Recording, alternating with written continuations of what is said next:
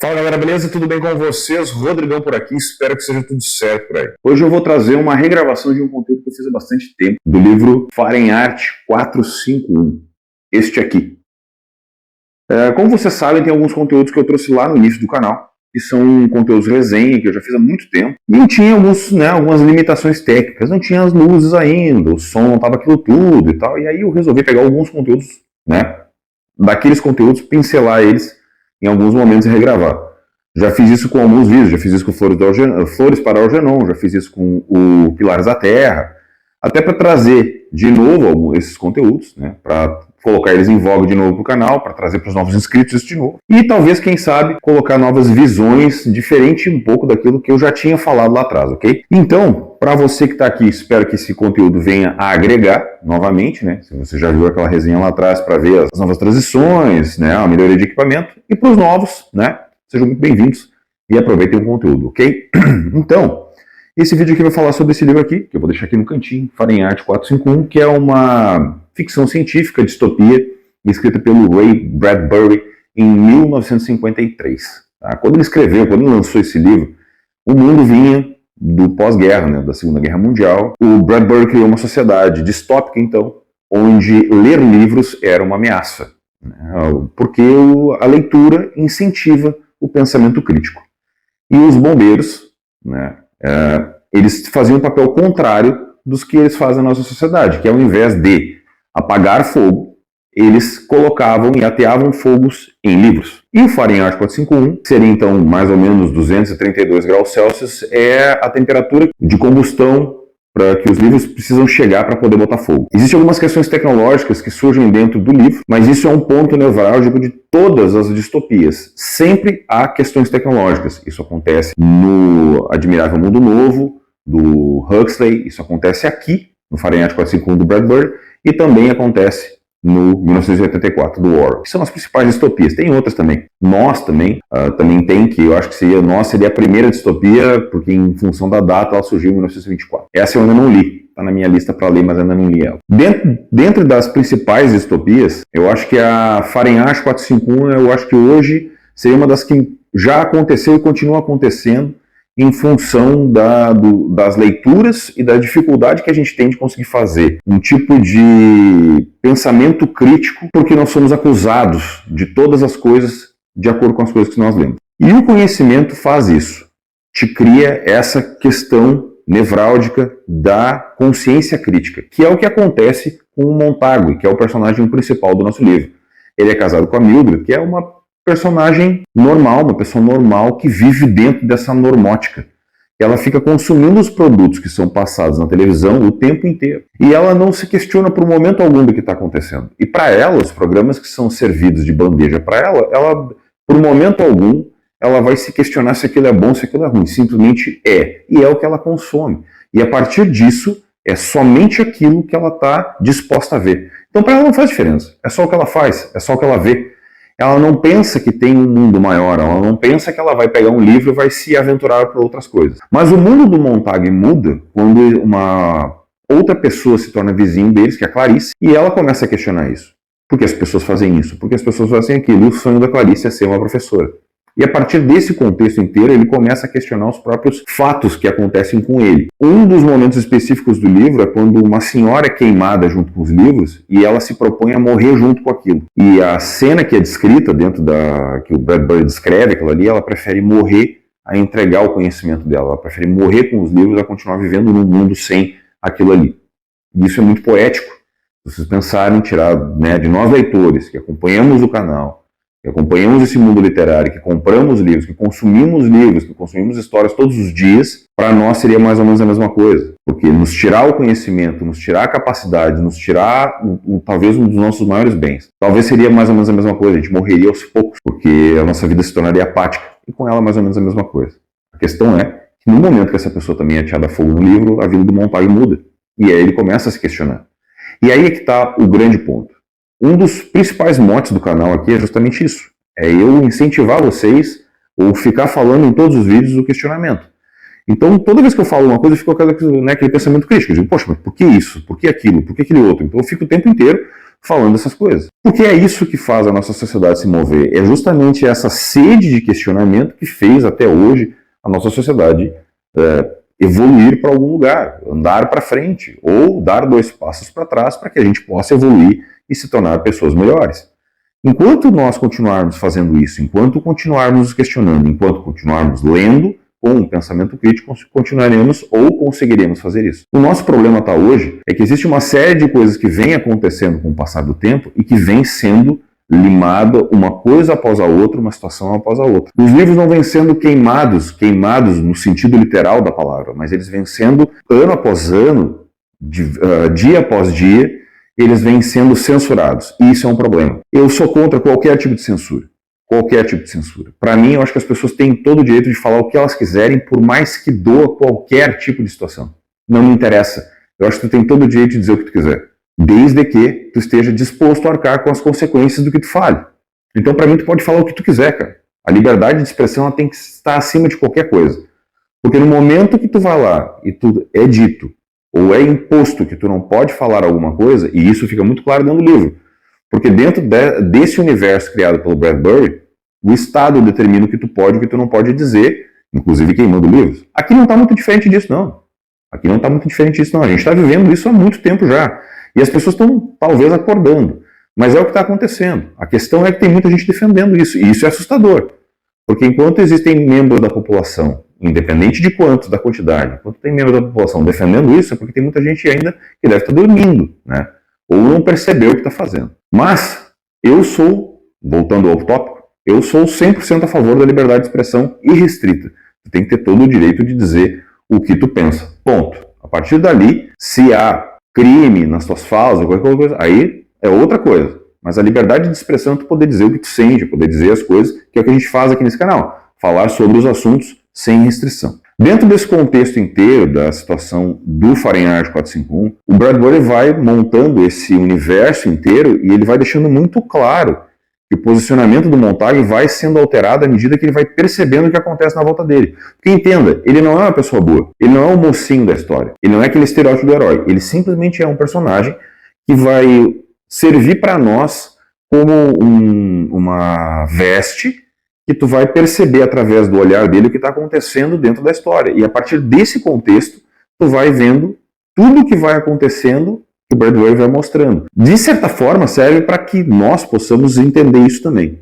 Porque, veja, no momento que tu não consegue perceber o que está acontecendo na tua volta, dentro da liberdade de expressão que tu sente ou que tu enxergue, consequentemente, tu precisa ser o Montague, ou precisa ter um choque de realidade como o Montague teve, para que tu possa ver dentro da tua realidade a mesma coisa que acontece contigo. A preocupação que se tinha lá nos anos 50 é que os fatos que aconteceram ou que culminaram na Segunda Guerra Mundial, do autoritarismo, da ditadura nazista, voltasse a acontecer de novo. A gente está muito próximo disso com um outro tipo de ditadura. Uma ditadura que se diz sendo uma ditadura da liberdade, uma ditadura do amor, a ditadura da democracia. É isso que está acontecendo hoje. As pessoas estão usando a palavra democracia como uma certa forma de imposição das vontades dela. As distopias que a gente lê, todas as 3 maiores, que já foram lidas por todos aqui nesse canal, que pelo menos as pessoas todas já compraram e dizem que leem, elas já foram vividas, elas só estão sendo transportadas para cá. Mas essas distopias, elas não têm tempo. Elas são em tempos imemoráveis, elas simplesmente vão acontecendo, porque o Bradbury não diz em qual momento da história ele é vivido. Então, se vocês trouxerem para cá, vocês conseguem colocar exatamente no momento que a gente está vivendo. Porque se vocês pegarem os livros que são censurados nas escolas, por exemplo, como aconteceu em Santa Catarina, onde livros do Stephen King estavam sendo censurados, logo, esses livros não foram queimados. Entendem a relação? Essa é a jogada. Tem uma citação que eu separei do livro, que eu quero ler para vocês, que ela diz exatamente o contexto inteiro do que é o conhecimento e como ele é incomodativo. Segue aí. Se não quiser um homem politicamente infeliz, não lhe dê os 2 lados de uma questão para resolver. Dê-lhe apenas um. Melhor ainda, não lhe dê nenhum. Deixe que ele se esqueça de que há uma coisa como a guerra. Se o governo é ineficiente, despótico e ávido por impostos, melhor que ele seja tudo isso do que as pessoas se preocuparem com isso. Paz, Montague.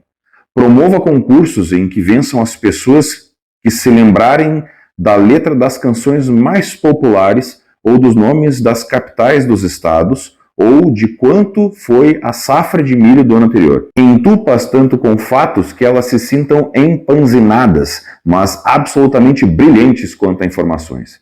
Assim, elas imaginarão que estão pensando, terão uma sensação de movimento sem sair do lugar e ficarão felizes, porque fatos dessa ordem não mudam. Não as coloquem em terrenos movediços como filosofia ou sociologia, com que comparar suas experiências. Aí reside a melancolia.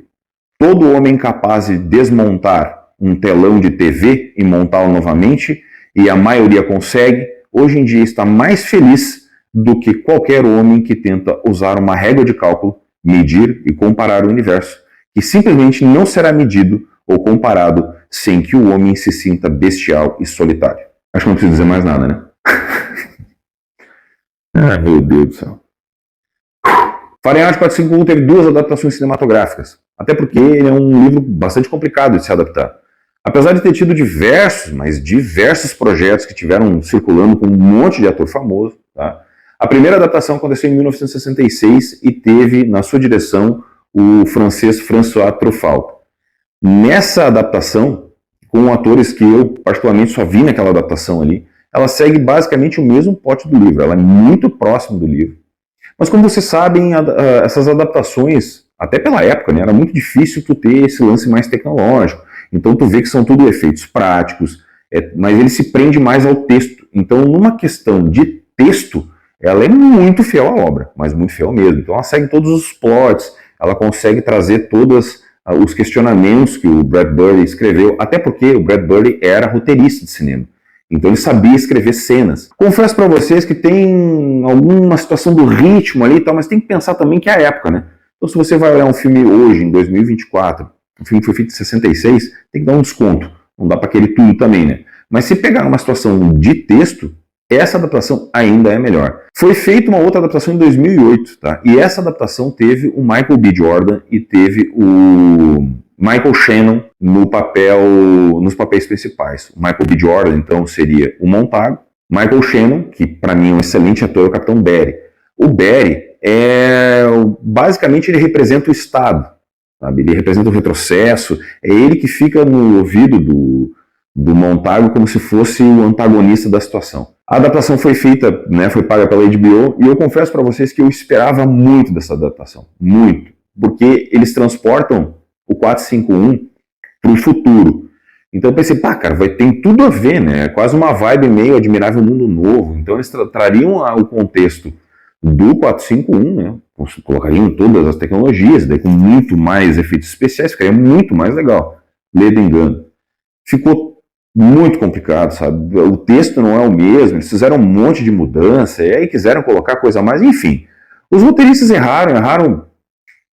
Roteirista sendo roteirista, né? Os caras, eu não consigo entender. Para mim não deu. O filme tem um momento de ritmo, porque ele foi vendido como um filme que ele seria um filme que ele teria mais ação. Porque o livro em si do Bradbury, apesar dessas questões, ele tem um ritmo. Ele tem um ritmo bom. Porque, de novo, o Bradbury é roteirista. Então ele sabia escrever um ritmo. Ele tinha um ritmo bom. Mas não rolou, cara. Não deu certo.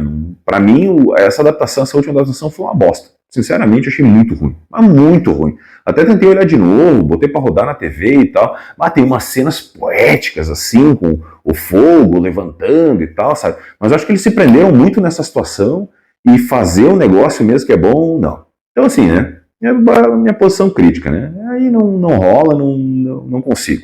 Então, se vocês quiserem e acharem interessante olhar alguma adaptação, eu recomendo, sinceramente, a de 66. É mais difícil de achar, tem que baixar na internet, mas acho que a de 66 seria a adaptação mais interessante a se ver, obviamente, após ler o livro, ok? Então, vamos para as finalizações. Gente, trazer de volta esse conteúdo que eu já gravei há muito mais tempo, eu me sinto muito mais confortável em falar sobre o livro, até porque eu estou mais confortável na frente da câmera, então eu consigo trazer um pouco mais as minhas percepções, consigo linkar mais com a realidade, fazer o tipo de resenha que eu gosto de fazer, que é isso, que é pegar as realidades, trazer um pouco de informação, trazer bastante informação, na verdade, do que acontece, colocar coisas novas, agregar mais informações do que eu já tinha. O vídeo lá de trás, ele não faz mais sentido? Não, ele faz sentido. Mas eu trouxe esse vídeo aqui também por outro motivo. Esse livro aqui, ele faz parte, ele foi o primeiro livro que foi lançado no Clube do Livro do Felipe Neto. O fato do Felipe Neto ter lançado o Fahrenheit 451 como seu primeiro livro do clube dele, me chamou a atenção justamente por causa disso. Porque, querendo ou não, ele é um livro que ele está em voga, ele teve um aumento de pesquisas gigantesco no Google Trends, as pessoas vão voltar a ler esse livro e é imprescindível que as pessoas produzam conteúdo sobre isso. Então, estar em voga e trazer novas resenhas desses livros aqui e trazer novas visões desses livros aqui é importante. Talvez um livro desse aqui vai cair certo na timeline de uma pessoa lá que precisa escutar outros conteúdos que eu produzo e que vai se identificar com o canal, e é exatamente por isso que eu também estou trazendo essa recuperação de conteúdo, para que as pessoas fiquem sabendo que existe um canal onde as pessoas aqui têm opiniões diferentes, estão acostumadas a divergir, estão acostumadas a ficar pensando, estão acostumadas a ver o seu universo de uma forma diferente. E é isso que eu clamo. Então, como pedido, eu gostaria de pedir a vocês um favor. Eu quero que vocês compartilhem o canal com 5 pessoas. Esse é o pedido que eu faço. Peguem aí o botão compartilhar e compartilhem o canal com 5 pessoas. Escolham um dos centenas de vídeos que tem aí, tem mais de 400 vídeos no canal. Escolham um vídeo que você se identifique e mandem para uma pessoa que acompanha coisas no YouTube. Escolham um assunto, tem diversos assuntos, mas principalmente os assuntos que você acha que a pessoa vai se identificar e ofereçam para ela assistir. Olha, assiste isso aqui. Se tu te identificar, começa a acompanhar, porque eu acho que é uma forma da gente conseguir angariar mais pessoas para trazer para o debate, para conversar, para fortalecer o canal, que é uma maneira da gente conseguir unificar mais as pessoas que querem pensar, que querem conversar e que querem, de uma forma ou outra, chegar mais longe, para levar a mensagem para mais pessoas, ok? Se vocês fizerem isso, não esqueçam também de dar o joinha e se inscrever no canal se você não é inscrito ainda, ok? Muito obrigado pela audiência, um forte abraço a todos, até o próximo.